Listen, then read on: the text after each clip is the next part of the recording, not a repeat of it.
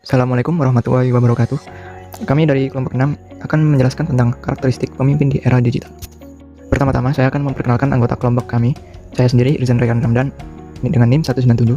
Lalu ada teman saya, Ahmad Nailini Asobir, dengan NIM 219. Selanjutnya ada Muhammad Kurtubi dengan NIM 220. Dan yang terakhir ada Zulfikar Akbar dengan NIM 235. Perkembangan teknologi yang begitu pesat telah mendorong terjadinya digitalisasi di semua aspek kehidupan, termasuk di dunia kerja.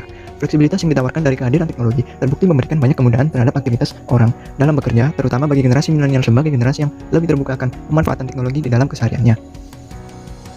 Pada era digital saat ini, konsep pemimpin sebagai seorang jenderal yang duduk di belakang meja tidak lagi relevan. Perusahaan-perusahaan besar justru mencari pemimpin yang bisa turun tangan langsung, saling melengkapi dan berfungsi sebagai sebuah tim.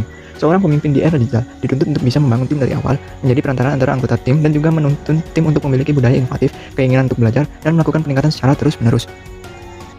Kepemimpinan di era digital.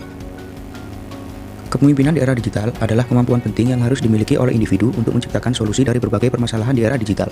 Gaya kepemimpinan di era digital tidak hanya memahami konsep kepemimpinan, namun harus mampu menguasai soft skill atau keterampilan non-teknis dan hard skill atau keterampilan teknis. Teknologi digital telah mengubah lingkungan persaingan organisasi. Para pemimpin dituntut mengembangkan keterampilan baru untuk memandu organisasi mereka mengarungi masa depan yang tidak pasti. Pada akhirnya, digital leadership adalah tipe kepemimpinan masa depan yang paling dibutuhkan perusahaan. Digital leader atau pemimpin digital. Yang dimaksud digital leader atau pemimpin digital bukanlah seseorang yang ahli dalam pemrograman komputer atau seorang engineer. Digital leader adalah seseorang yang mampu memanfaatkan teknologi informasi untuk mencapai tujuan suatu organisasi atau bisnis. Karakteristik pemimpin di era digital. Pemimpin di era digital memiliki karakteristik sebagaimana berikut, yakni kemampuan komunikasi, melek teknologi, menciptakan dan meniru, berpikiran terbuka, berani mengambil risiko, fokus pada pelanggan, membangun tim berdasarkan EQ, dan tanggap pada perubahan. Kemampuan komunikasi. Pemimpin dituntut untuk mampu berkomunikasi tidak hanya secara fisik, namun juga piawai dalam berkomunikasi melalui berbagai saluran berbasis teknologi yang dapat menunjang efektivitas dan efisiensi, contohnya melalui email, aplikasi hingga chat messenger seperti WhatsApp. Berpikiran terbuka. Pemimpin harus memiliki pemikiran yang terbuka untuk memberikan kesempatan bagi karyawannya dalam melakukan pekerjaannya dengan metode sesuai dengan budaya dan cara kerjanya masing-masing selama hasil yang disampaikan tetap sesuai dengan standar yang telah diterapkan perusahaan. Tanggap pada perubahan. Pemimpin di era ini harus memiliki kepekaan dan kecepatan dalam melihat dan menilai suatu perubahan dan mengintegrasikan informasi tersebut menjadi keputusan dalam menjalankan perusahaannya. Pasalnya, perkembangan teknologi yang besar ini telah turut mengubah kebiasaan dan perilaku pasar. Lalu selanjutnya ada berani mengambil risiko. Pemimpin perusahaan harus berani mengambil risiko dengan bereksperimen, mencoba cara baru dan menilai secara komprehensif cara mana yang paling efektif untuk diterapkan. Kepemimpinan yang baik dan ideal tumbuh tidak hanya berdasarkan dari lama pengalaman kerja yang dimiliki seorang pemimpin, namun juga bagaimana seorang pemimpin dapat memanfaatkan setiap potensi di dalam dirinya. Melek teknologi. Pemimpin digital perlu tahu tentang teknologi untuk mengoptimalkan peluang bisnis dan potensi pasar.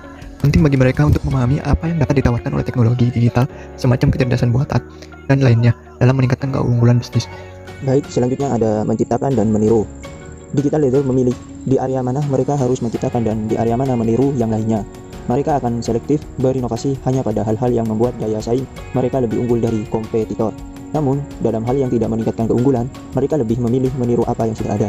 Selanjutnya ada fokus pada pelanggan. Para pemimpin digital yang sukses tidak peduli dengan batasan industri tempat mereka memimpin.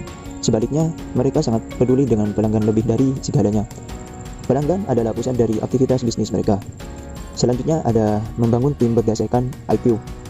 Transformasi akan selalu menghadirkan perubahan dan tantangan. Itu sebabnya, daya tahan merupakan kemampuan yang paling dibutuhkan untuk menghadapi ketidakpastian. Termasuk ketika semuanya tidak berjalan sesuai rencana. Tim dengan IQ tinggi lebih mampu diandalkan dalam situasi yang sulit sekalipun.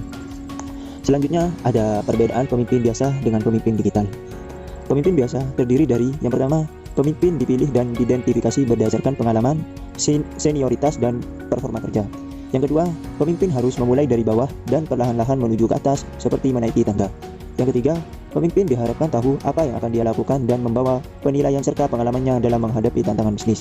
Yang keempat, pemimpin dinilai dan dibentuk dari perilaku dan gaya kepemimpinannya. Yang kelima, yang terakhir, pemimpin memimpin organisasi dan fungsi. Pemimpin digital terdiri dari, yang pertama, pemimpin dipilih dan diidentifikasi berdasarkan agility, kreativitas, dan kemampuan untuk menjabatani beberapa tim yang ada dalam organisasi. Yang kedua, bisa menjadi pemimpin sejak dini dan mengembangkan jiwa kepemimpinan mereka sambil jalan. Yang ketiga, pemimpin diharapkan berinovasi, kolaborasi, dan menggunakan metode clean team crowdsourcing ataupun hackathon untuk menemukan solusi yang benar-benar baru.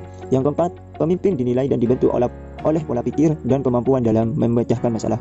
Yang kelima terakhir, pemimpin memimpin sebuah tim, proyek, dan hubungan antar tim. Terima kasih.